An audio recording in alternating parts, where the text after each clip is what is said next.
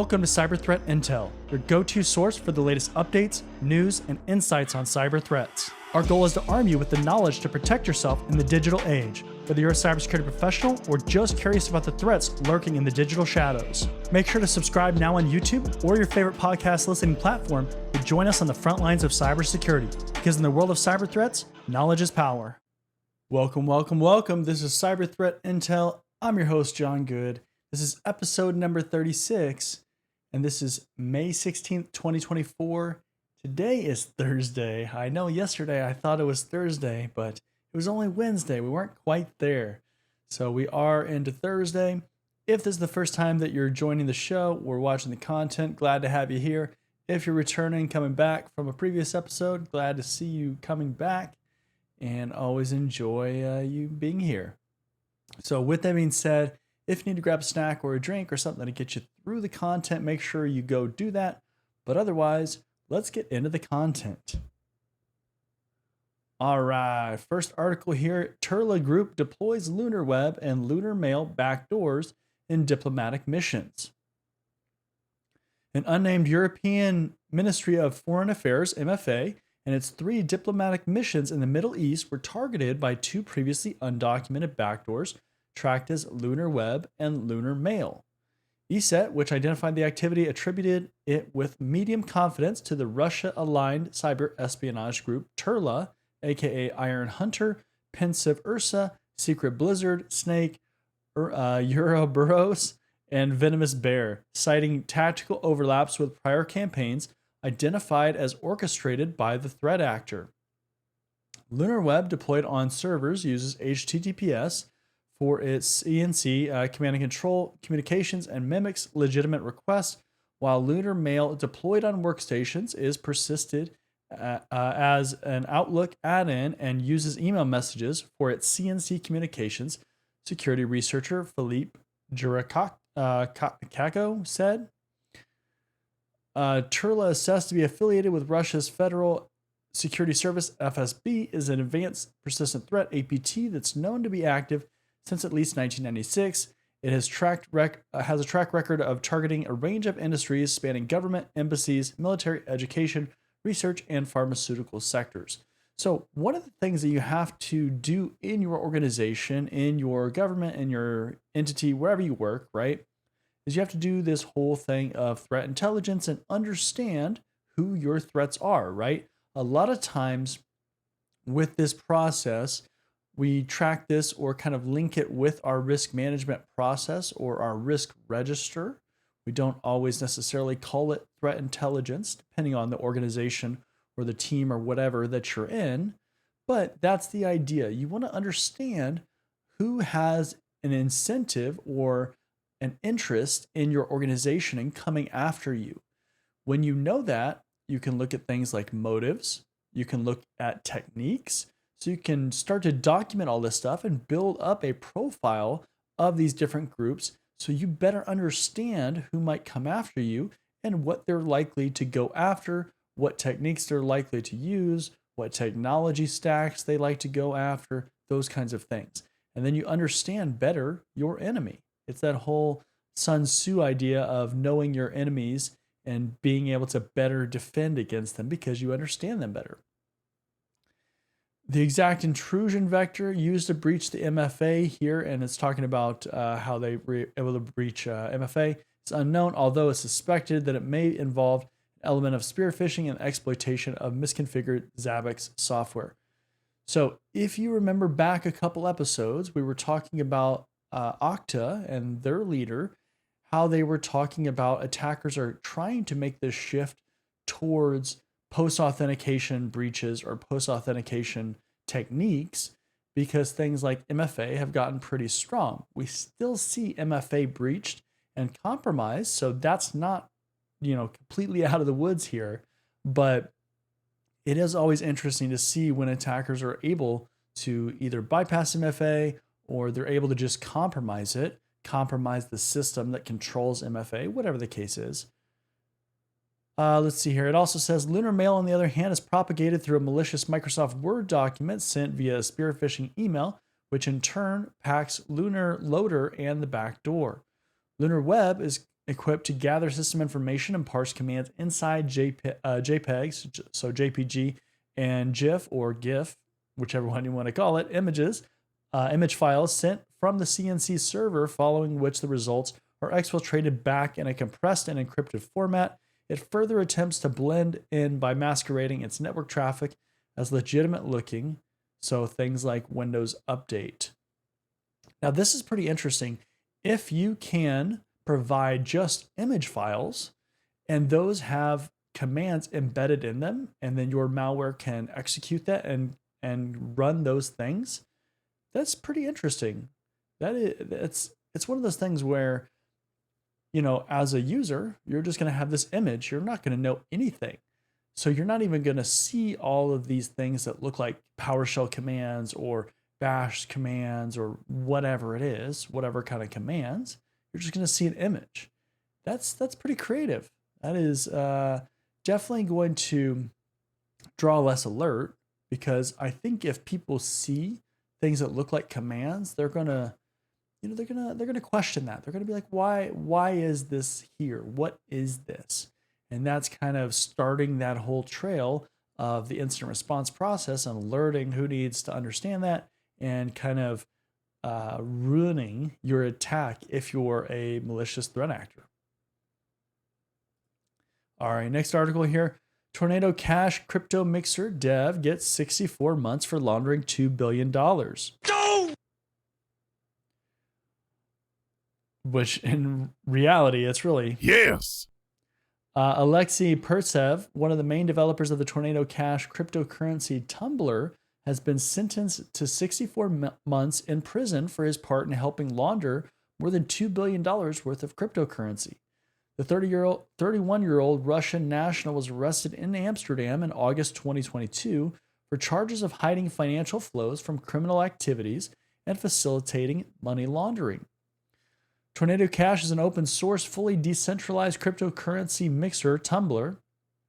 Its purpose is to provide anonymity to cryptocurrency holders by accepting deposits and bouncing the assets between multiple service nodes before allowing withdrawal to a different wallet address than the original. Now, I've talked about Tornado Cash before on this, on my channel, my YouTube channel, so that is not necessarily a new thing, but in general, this is pretty interesting as far as money laundering in cryptocurrency. That's one of the big concerns with cryptocurrency from a market or economic standpoint, a government standpoint, and especially too from a cybersecurity standpoint, where that money goes, where all that ransomware stuff goes. But that's definitely a concern. Now, the other thing here that's interesting is that this person was in Amsterdam and they were arrested.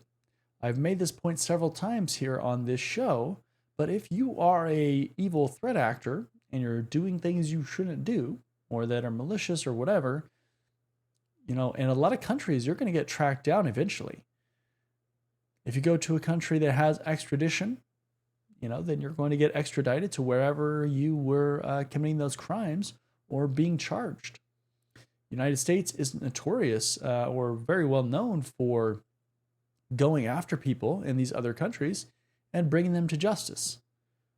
If you're in a country that does not support that or abide by these extradition laws, then yeah, certainly you might not face justice. But it does absolutely make it a little bit more difficult for you to move around in your life when you start doing these things. So if you're young and you're thinking about doing something like this, you might want to think twice about that.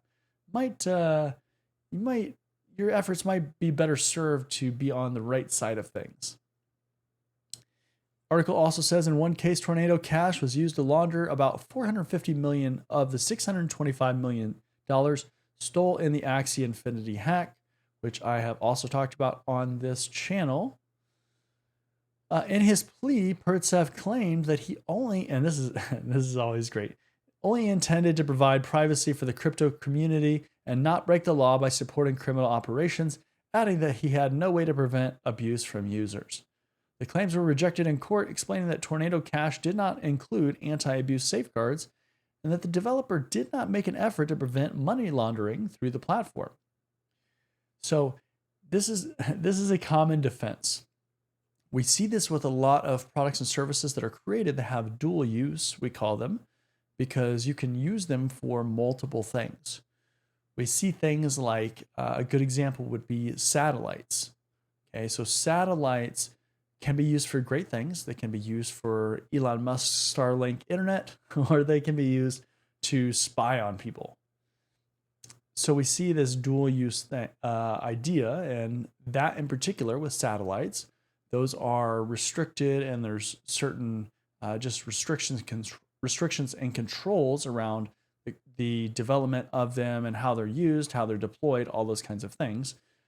But that's kind of the idea, right? You can use it for good, you can use it for bad. There's a whole lot of products and services out there that are like that, and this individual is trying to make that claim, saying, I was trying to make the world a better place. I was trying to help people, help their privacy, and there was some other people that just decided to abuse that. Common defense, for sure, but when you start adding up all the pieces, starting to put the puzzle together with all the pieces, you start to see that, well, you really didn't do any due care or due diligence in that process. You were just making that claim. So when you don't put in safeguards, or show that you put any kind of effort into preventing something, it doesn't really appear that you did try to prevent that. So you're going to face the penalties that you should. But again, money laundering and cryptocurrency, that's always a concern. It's something that we haven't got over yet. And that's a huge reason, one of the huge reasons why governments are so skeptical, or they're just concerned with a lot of this cryptocurrency stuff, because rightfully so.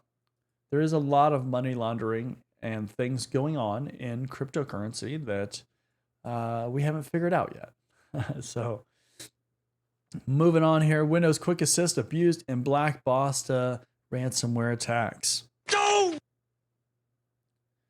Financially motivated cyber criminals abuse the Windows Quick Assist feature in social engineering attacks to deploy Black Basta ransomware payloads on victims' networks. Microsoft has been investigating this campaign since at least mid-April 2024, and as they observed, the threat group tracked as Storm 1811 started their attacks by email bombing the target after subscribing their addresses to various email subscriptions. During the voice phishing attack, the attackers tricked the victims into granting them access to their Windows devices by launching the Quick Assist built-in remote control and screen sharing tool. The quote here says, once the user allows access and control, the threat actor runs a scripted curl command to download a series of batch files or zip files used to deliver malicious payloads, Microsoft said.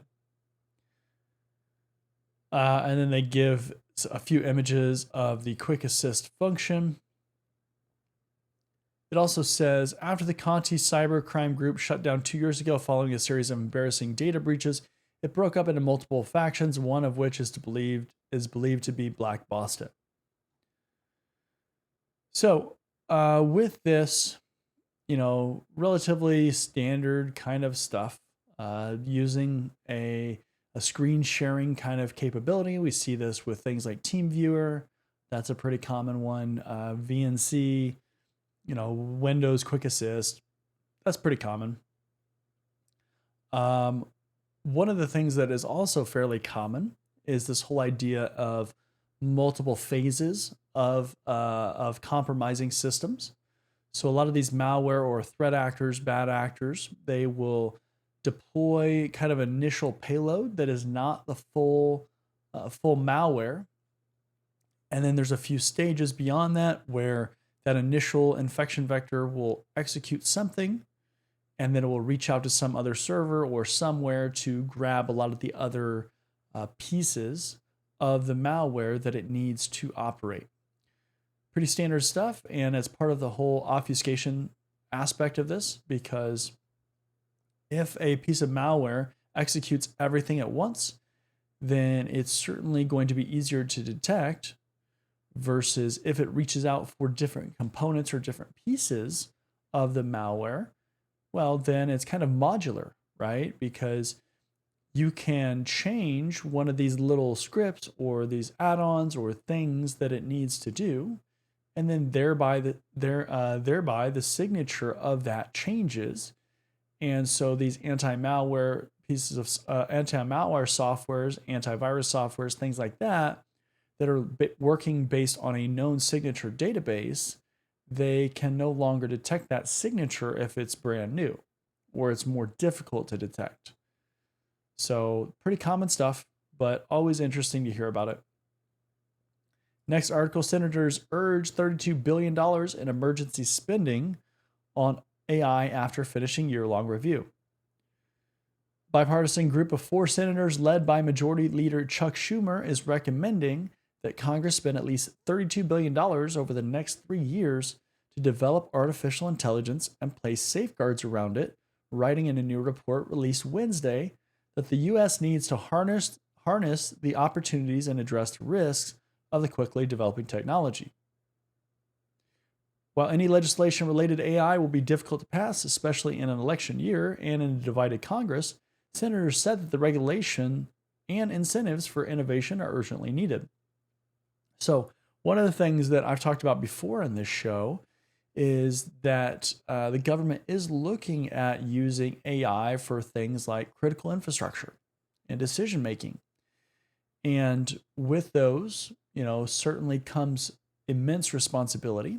And we need a lot of validation and confirmation that these systems will operate in the way that they're supposed to operate and that they won't be influenced by bad data or anything like that. They will make the decisions that they are supposed to make, or they will provide the data that they're supposed to provide based on other information. So certainly AI needs restrictions. It's kind of the wild, wild west right now, right? So not bad to see. The group recommends in the report that Congress draft emergency spending legislation to boost U.S. investments in artificial intelligence, including new research and development and new testing standards to try and understand the potential harms of the technology. Again, it's very early stages as far as the adoption of it. It's not new as far as the idea of artificial intelligence, but we've come a long way, so we are starting to see it rolled out more. Republican Senator Mike Rounds, a member of the group, said the money would be well spent not only to compete with other countries who are racing into the AI space, because we definitely want to do that, but also to improve Americans' quality of life, supporting technology that could help cure some cancers or chronic illnesses. I think that's maybe a stretch right now, he said, or improvements in weapon systems could help the country avoid a war. I think certainly cyber systems and things like that require calculations, that seems pretty logical. Again, I think the cancers or chronic illnesses, that might be a stretch, but maybe in the future, that could certainly be something where we could evolve to, maybe, as far as helping to determine certain cures or do computations, do tests, trials, things like that. Certainly, maybe in the future as things advance more and more, that's maybe a possibility. So I think there's definitely going to be some more regulations coming for artificial intelligence. It's just how it is, right? And we definitely will be clapping for that. All right. FBI sees breach forms, hacking form used to leak stolen data. Have you heard about this? This is actually a pretty popular topic. FBI seized a notorious breach forms hacking form that leaked and sold stolen corporate data to other cyber criminals. Seizure occurred on Wednesday morning, soon after the site was used last week to leak stolen data from a Europol law enforcement portal, which we did talk about on this show as well. The website is now displaying a message stating that the FBI has taken control over it and the back-end data, indicating that law enforcement sees both the site's servers and domains. This website has been taken down by the FBI and DOJ with assistance from international partners, reads the seizure message. Seizure message also shows, and this actually makes me laugh, also shows the two forum profile pictures of the site's administrators, Baphomet and Shiny Hunters, overlaid with prison bars. Yes. That is, yeah. It's always funny to see law enforcement when they come out and they troll some of these bad actors, especially. It's like, man, like, I feel like, you know, as some of these younger generations are starting to get into law enforcement, you know, because I feel like the more senior people, the people that have been around for a while, the people that are, you know, closer to retirement, I feel like they're less likely to come out and kind of just troll people when they seize things or do these certain things. But like the younger generation, you know, the people that are in their 20s, 30s, they're gonna do things like this and just like, you know, they're gonna troll you. They're gonna be like, hey, we got you. And it's pretty entertaining. It's a changing of the times, right? So I enjoy seeing that for sure. In a Telegram message shared with Bleeping Computer, the threat actor known as Intel Broker is also claiming that Baphomet was arrested in the law enforcement operation. So somebody else is supporting that claim, showing that it is an accurate claim. Breach Forms was a successor of a string of hacking forums used to trade, sell, and leak stolen data, as well as sell access to corporate networks and other illegal cybercrime services. The first of these sites was known as Raid Forms, and this is kind of the evolution of how we got here, but the first was known as Raid Forms.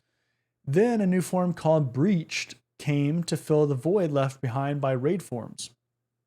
So something you're going to see with these different forums or outlets is that the people that are running them, they eventually get caught, right? Law enforcement comes after them, is able to track them down and bring them to justice, and then there's a new player in town. So Breach was after Raid Forms. Then, after those people got taken down, a new form was called Breach Forms, which is the current one here. So, and then of course, you know, this is being taken down too, but it says, like the other sites, Breach Forms quickly became popular with stolen data, stolen corporate data being leaked from new breaches, including those on AT&T, 23andMe, Hewlett-Packard Enterprise, Home Depot, Dell, Panda Buy, and the Post Millennial. So all ones that we've talked about before. And yeah, this is just another one that kind of bites the dust. So, and then, oh yeah, here is the, if you're watching the replay of this, if you're listening to the audio podcast, check out the replay so you can see this or the article, but they include the image here of the profile photos. So it's not technically their actual personal photos, which I think would be even funnier because it's like, it's literally calling you out and saying, hey, like you're behind bars, like you are going to face justice, but it's still their profile images and it's still a troll, right? Like it's still like, I enjoy it thoroughly. I think you should too. So with that being said, that is the last article for this episode of Cyber Threat Intel. Again, I'm your host, John Good. This is Thursday, March 16th, 2024, and this is episode number 36. Hope you enjoy the content, and I hope to see you back soon in another episode, as well as the other content that I put up. But with that being said, hope you have a great rest of your day. Hope you have a great weekend. I'll see you in the next one. See you later. Are you tired of overpaying for cybersecurity training? Are you interested in training from industry professionals? Are you looking for cybersecurity career services? If you answered yes to any of those questions, then cybertrainingpro.com is the perfect platform for you. At Cyber Training Pro, we're a one-stop shop for all your cybersecurity needs. We can train you for industry certifications or just improve your overall knowledge and skills in a certain area. Unlike other platforms, we don't stop there. We can also coach you throughout your career, practice your interview skills, or create a high-performing resume with our career services. Cybertrainingpro.com isn't just another training platform. Students get exclusive access to our private community where we go beyond training courses to provide additional content, tips and tricks, and engagement with both other students and staff. Look, by the year 2025, there could be as many as 3.5 million job openings in cybersecurity. With so much opportunity, why not maximize your career potential with a platform that cares about your success? Come join us at cybertrainingpro.com and start building your future today.